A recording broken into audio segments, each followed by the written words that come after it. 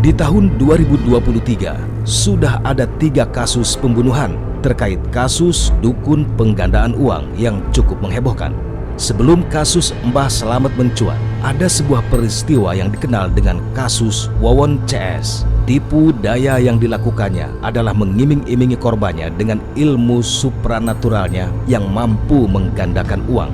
Korban Wawon CS ini rata-rata adalah para tenaga kerja wanita yang bekerja di Timur Tengah. Dalam mengungkap kasus ini, polisi menemukan 9 mayat di lokasi terkubur yang berbeda-beda.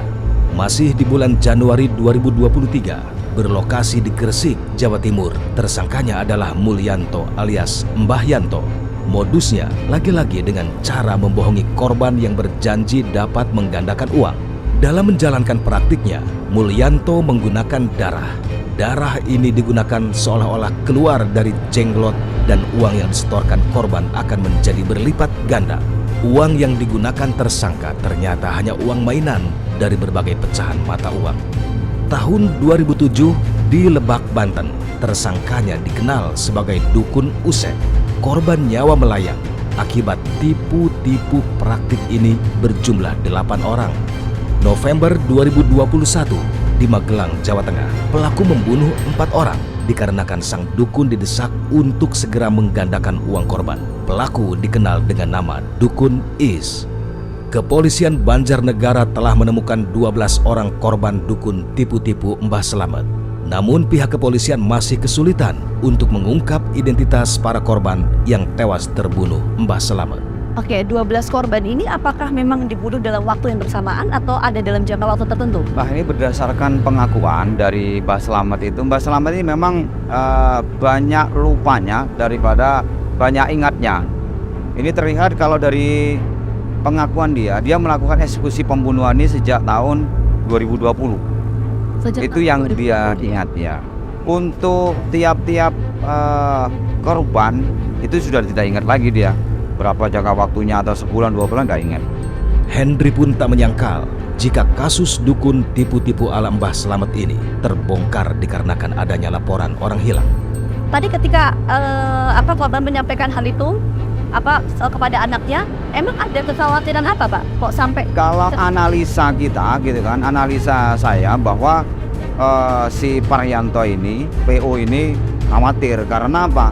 Kalau saya lihat dari hasil pemeriksaan, si korban ini, si Slamet ini ketika melakukan ritual itu kan di malam hari, Mbak. Di malam hari. Sekitar pukul 8 malam. Nah, itu kan sudah merasa kok malam-malam diajak ke hutan. Dari rumah menuju ke TKP itu kan 1,5 km, kan jauh. Apalagi malam-malam. Ada kecurigaan. Jelas otomatis kan. Ini analisis ya. Kalau kita langsung fix kan nggak mungkin karena korban sudah meninggal dunia. Kalau kita tanya langsung sama tersangka otomatis akan berubah-ubah. Tapi analisis kita ketika dibawa malam-malam menuju ke tempat tebing-tebing seperti itu, dia khawatir, makanya dia WS seperti itu. Itulah awal mulanya pengungkapan kasus tersebut. Akhirnya kita cross check. Lalu siapakah sebenarnya Tohari alias Mbah Slamet? Lalu bagaimana Mbah Slamet menjalankan aksi tipu-tipu kepada para korbannya? Dan bagaimana Mbah Slamet membunuh para korbannya? Baik, Mbak, ini berdasarkan informasi dari tetangga. Tetangga itu melihatnya bahwa Mbah Slamet ini seperti orang biasa saja. Tidak memiliki kemampuan, kepintaran, atau orang pintar, nggak ada. Sudah saya tanya kepada tangganya seperti itu, seperti orang biasa saja. Tapi yang datang itu kan dari luar Banjarnegara. Nah, luar Banjarnegara ini menganggap dia ini seorang dukun, seorang pintar. Sedangkan orang Banjarnegara sendiri menganggap Mbah Tohari ini orang biasa saja. Mungkin karena iklan, Mbak ya. Makanya kemarin sudah kita tangkap itu kan, si BS kan itu kan, itu sebagai perantara. Memberikan informasi, mengiklan di Facebook bahwa ini ada orang pintar namanya Mbah Slamet, bisa menggandakan uang, orang tertarik. Tapi orang Banjarnegara sendiri sementara saat ini tetangganya pun menganggap seperti orang biasa saja. Mungkin orang luar menganggap orang pintar lah. Kalau kita orang pintar. Ya, karena pemasaran tadi ya, Pak ya. Kan gitu kan, ya. Orang luar. Tapi jejak digital si tersangka ini pernah melakukan tindak pidana di Pekalongan tahun 2019. Jejak digitalnya ada itu. Pidana pemalsuan uang, Pak. Dia residivis dia itu.